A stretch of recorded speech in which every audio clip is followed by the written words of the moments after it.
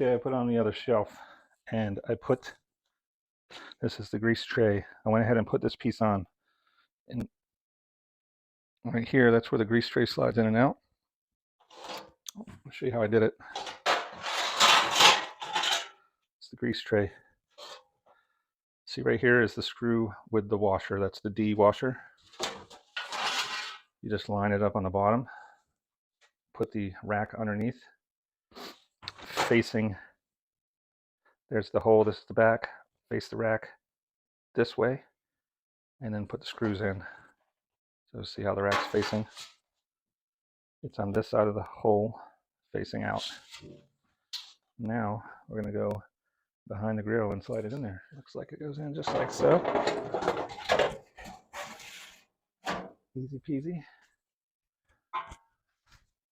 This is your drip tray, nice and easy to clean. I don't know if you can see that rack. Slides in just like so. So when it fills up, when you clean the grill, you just pour it out. Hopefully in a container, not on the ground. So there's the grease tray going in.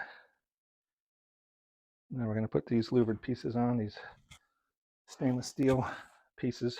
One thing I wanted to show you guys is you have a flame sensor and an igniter. One of those sparks and one of them, just like in a gas furnace, the flame will ground out on this rod and then tell the electronics it's okay to keep the propane going.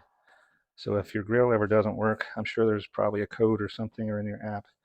Check this and make sure you take a light piece of emery cloth or steel wool and clean this off, both of them, if it gets corroded or gets grease on it, because the flame actually grounds out on this rod. You're not supposed to touch it with your finger. The flame grounds out on it and it lets it know that there's a flame, that it's okay to leave the gas on. So you have two, you have one on each side. So if it ever doesn't work, check all of this and make sure it's clean. I just wanted to show you that.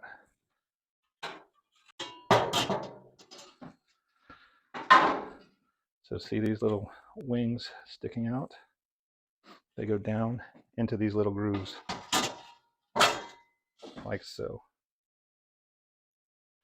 That kind of protects your igniter.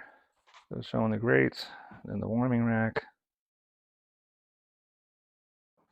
Put the flat side down. Put the squares in the front, that way you can lift it up. That's how they go in.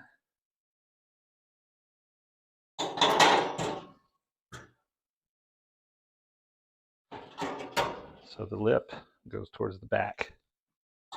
Just slides in there, and then these ends go in that little, so you can easily removed if you want. That's nice.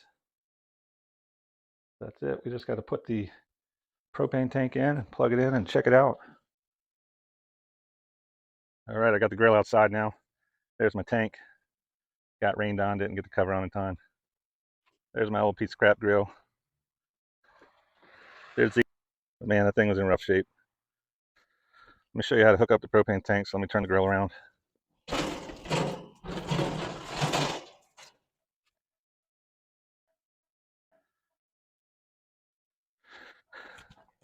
Just make sure this is all the way back. Grab your tank. Wow, put all that water in the grease catcher.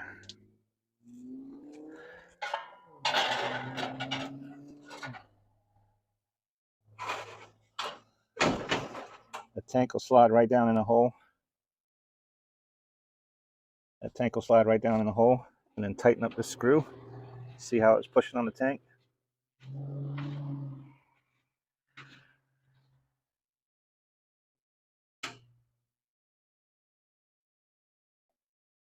Keeps that tank in place so you can move the grill around.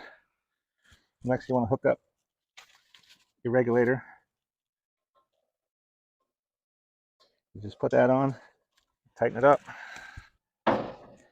Grab your regulator, put it on the nozzle, tighten it up.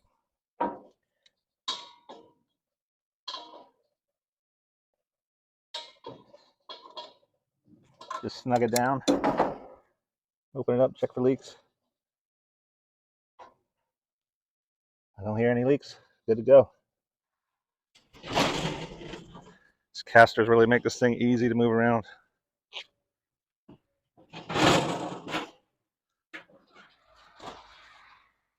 Wish I would have put the cover on. Well, there it is. If not, see you on the next one.